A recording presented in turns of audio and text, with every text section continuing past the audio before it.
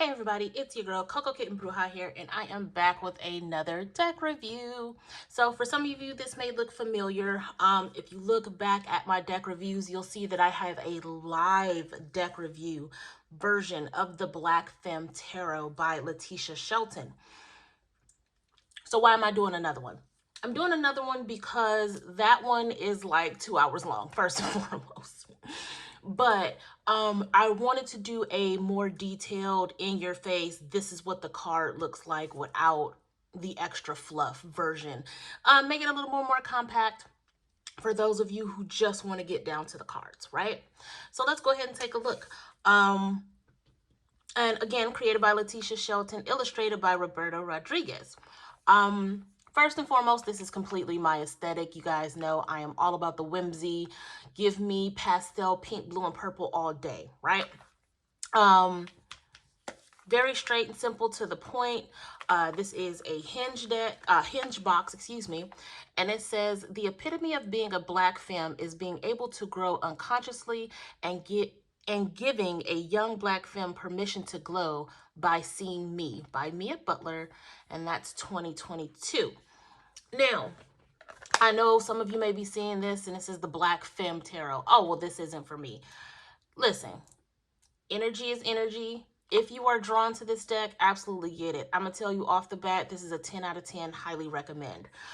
You are going to see plus size femmes. You are going to see all melanin. So that's what it is. Now, the future is in your hands. I love that. I love it. Again, all about the whimsy. Love the packaging. So I have used this deck a lot. And even with that, the gilding, one, it's Barbie pink, so here for it. But still very good, very, very pristine. And like I said, I use this deck a lot. This side, you can tell this is the side that I shuffle on, but the quality of the cards are still there. We all know when it comes to gilding, gilding never lasts, especially depending on how you shuffle. I bridge shuffle, I side shuffle, so you can tell this is the side that I side shuffle on. But the gilding is gorgeous. Absolutely gorgeous. It's great. It's good when it comes to flashback on cameras. You just don't want to point it directly at the lighting, see? But it picks up on the camera well. It has a matte finish. Cards are pretty thick, but not so thick to where it's hard to shuffle, right? Now, let's get into the book. The book, if you guys saw the live review, had me shook. Now, it is small, and y'all know my vision is not the greatest, but I want to point something out about the guidebook. Not only is it in color, which warms my whimsical heart, but the way that it's constructed, y'all know I say all the time, I have ADHD. And so my neurospiciness absolutely loves the way that this book is laid out. Even down to the table of contents where you have the major parts of it larger than the subsections, right? That it speaks to me. She has her introduction here. And then it is just a breakdown of tarot. And then it breaks down exactly how the meanings are broken down as far as the keywords with it upright, the keywords with it in reverse. In this deck, there are 4 bonus cards. So it is an 82 card deck. And we're going to get into the bonus cards as I show them to you. She breaks down what each of the suits mean, the court cards, but even numerology, right? It's all here. So the cool thing that I love about this deck, not just the representation when we talk about Black femmes, but this for some may seem busy, but for me, the way my brain immediately got happy looking at the way that this is laid out. Again, it's not going to be for everybody, but for those of us who needs this type of layout, need this big, bold, the Fool. Look at it this way for upright. Look at it this way for reverse. It's very, very smart. And even if you can't get to this, she has like this little phrasing right here. Sure, it could be a mess, but what if it turns out great? And y'all know I love saying that, right? I love how smart she was in how she laid out the guidebook. Of course, it doesn't have the image of the photo, but what's important is the message that it's conveying, right? Because on top of that, your intuition is going to pick up on the cards differently every single time you pull it, you use it, right? So it goes on like that for the major arcana. And then as we get into the minor arcana, of course, you're doing 2 cards on 1 page instead of like in the major arcana where it's the full page for the card. But again, you have the upright and you have the reverse. We have those key words. If you're not able to focus on this meaning, you can easily see the key words right there, right? So that is the guidebook. The additional cards are in the back, and we'll get to that in a moment. But this is the guidebook. I feel like it's very beginner friendly with the way that it's laid out. It's very fun. It's very, it's to the point as well. If you're a beginner, sometimes you can get overwhelmed by having too much explanation, right? And I feel like this is a very beginner friendly deck for those of us who are neurospicy and can't really handle a lot of information, right? So I love the guidebook, even despite the font, because y'all know how I am about tiny font, but I love this guidebook. I am willing to squint and hold the book all the way up to read it, right? So let's get into the cards. Let's get into the cards. So we're going to start out with the Fool. Ooh. And again, it is very, it's pro femme, it's pro everything. Like I just love the representation in this deck. So we're starting out with the Fool, right? And then we go into the Magician. And I want you to notice the representation here for those who are disabled or, well, I don't even like using the word disabled, but, you know, the representation is there 100%, right?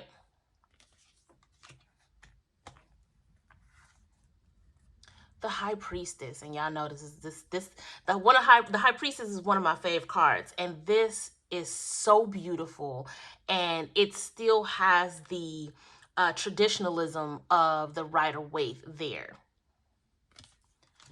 And then we have the Empress, which I love the back and forth she plays on the traditionalist of the modern, excuse me, the traditionalism of the Rider-Waite, and then she brings modern flares to some of them as well. So still keeping that the pregnant and the stance and the look of the Empress, but giving it that modern flair, right?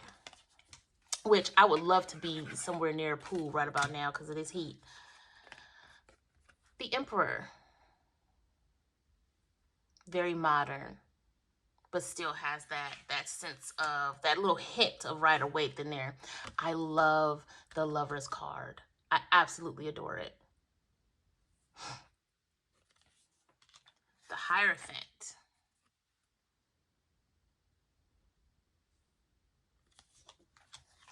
The Chariot. And you guys can pause if you want to look deeper into these cards. I've gotten some comments about how fast I go, and you guys are more than welcome to go ahead and hit that pause button if you want to look at a card for longer than I'm holding it up. But I try to make sure that these videos aren't super duper long so you guys can actually digest it, get a feel for the deck, you know. I love this so much. The Justice card. Look how powerful that is. Look how powerful that is. And I also want to give a disclaimer. Don't get in my comments saying, oh, what about men, or what about non-black people? Then this isn't the deck for you. I'm just going to put it out there. There are plenty of other decks that you guys can look at. I have plenty of deck reviews on this page. If you have those questions, what about, this isn't the deck for you.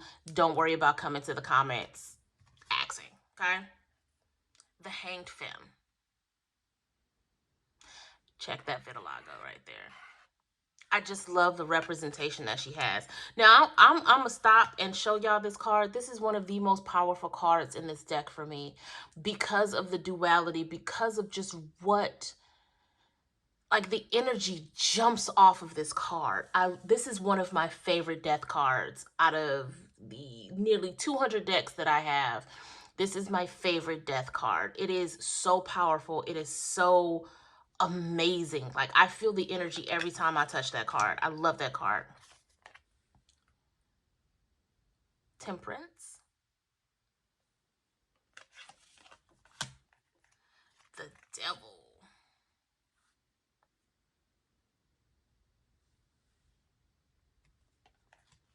The Tower.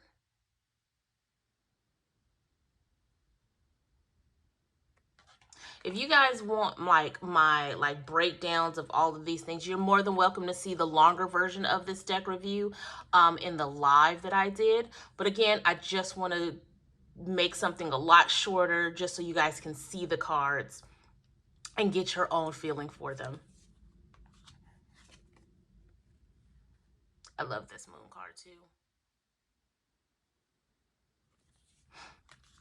The Sun card. Another one of my favorites. Also, if you're in my comments talk at all fat phobic, I'm just gonna ban you from my page. I'll just ban you from my profile altogether. There is no fat phobia allowed in my comments. There's no isms allowed in my comments, period. So, and the World card.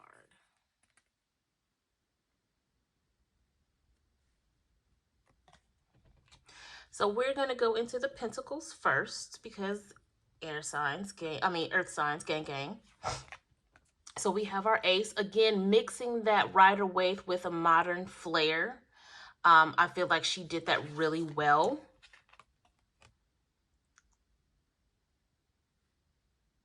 I feel like I have an outfit like this from Shein, but you know, I ain't gonna, you know. I'm just here for the representation. I really am. I'm so here for it. The collaboration of the Three of Pentacles. Love it.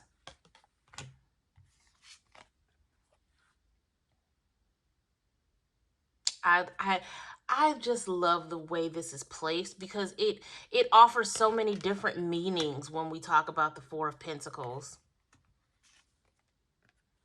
Very traditional with the Five of Pentacles.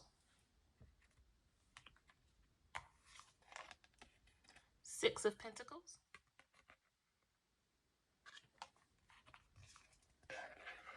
Seven of Pentacles.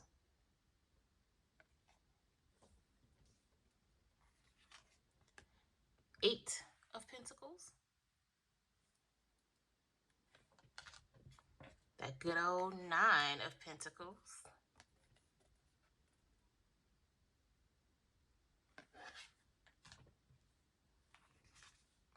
The Ten of Pentacles.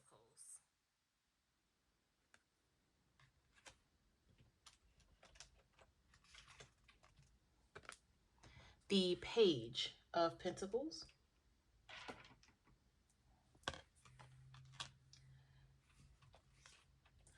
The Knight of Pentacles.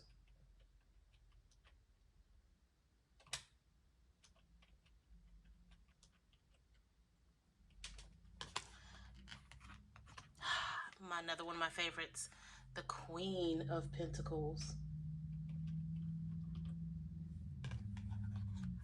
the King of Pentacles. And yes, when you see these knights, when you see these kings, they are still going to be femmes. This entire deck is all about femmes.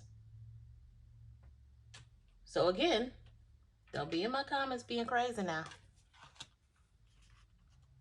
So now we're going to move on to the Ace of Swords. One second, guys.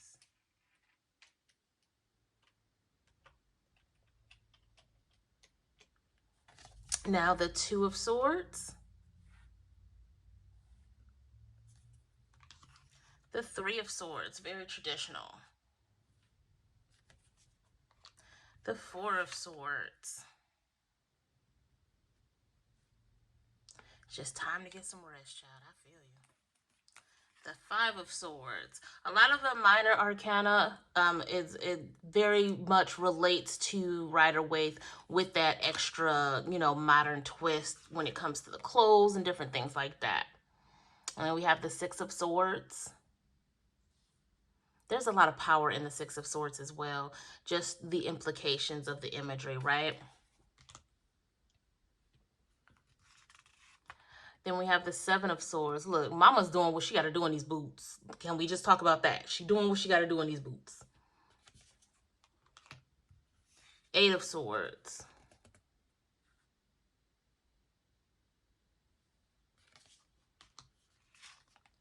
Nine of Swords.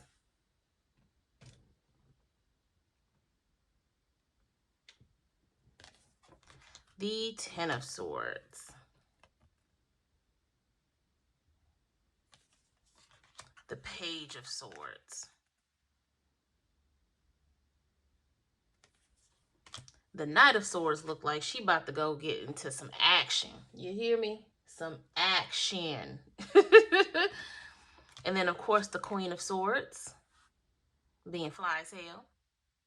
These boots, listen, I got boot envy when it comes to some of these cards. Because, like, it's just serving. We got the King of Swords, right? I'm here for it. Now let's get into the wands. We have the Ace of Wands. Very, very traditional, but these nails. And while we're talking about nails, if you guys notice my nails, the person who created this deck is also phenomenal at press-on nails. Y'all make sure y'all go to Laticure, Latticure, at Instagram, because she be hooking me up. She been hooking me up all year, and I am grateful for her. But anyway, so we have the Ace. Oh, I think something's out of... Y'all don't mind me, I can't count. Two of Wands. Two of Wands. And I like how all aesthetics are represented, right? Then we have the Three of Wands. And I like the detail of the ship, not the ship, the plane as a tattoo on the back. Like, smart, just very, very smart with everything that she did with this deck. We have the Four of Wands, right? Four of Wands. Five of Wands.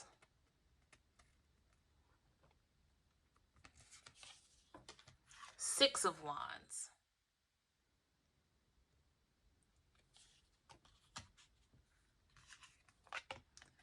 Seven of Wands. Dig that representation. Eight of Wands. And I like this play on the Eight of Wands because you have the traditional, you know, the actual wands here, but then you have that fast moving card, right?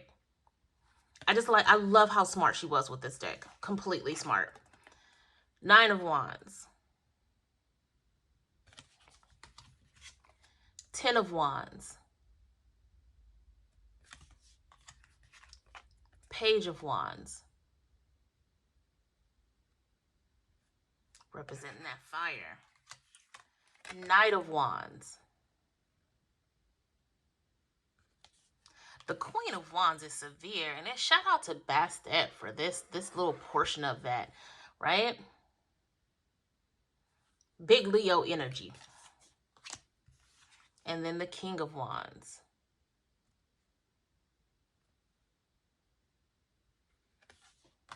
Now, last but not least, we're getting into the cups.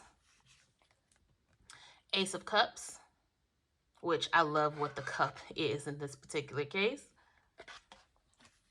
The Two of Cups, so pretty.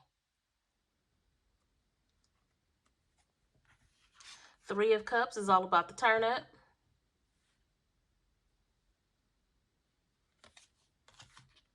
Four of Cups.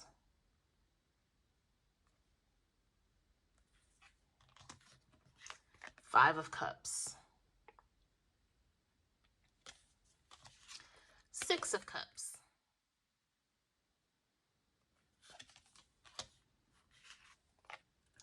Seven of Cups.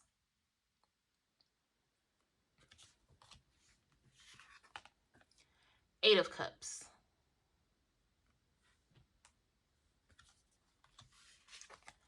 Nine of Cups. So cute. Just so cute with the pink hair. 10 of Cups.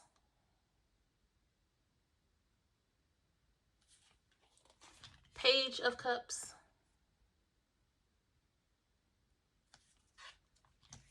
Knight of Cups.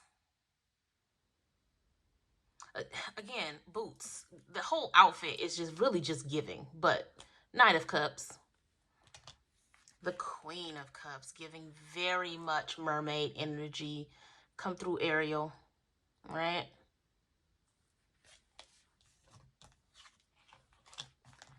And finally, the King of Cups. I love it. Absolutely love it. Now we're going to get into the 4 extra cards, which I think these were so smart to add. They give that extra added little splash of oracleness to it. And the first one is trust the message. Trust the message. Very much getting with your coven, getting with your girls, and just, you know, tapping in, right? I love it. Then we have the your person. Speaks for itself. And then we have soul tribe. Finding your people, you know? And then lastly is spirit guides. And I love the altar that's there, and just she's burning the sage and God. This is the vibe. This is absolutely the vibe, right? So that's the full deck. You guys let me know how you feel about it. I'm gonna shuffle right quick.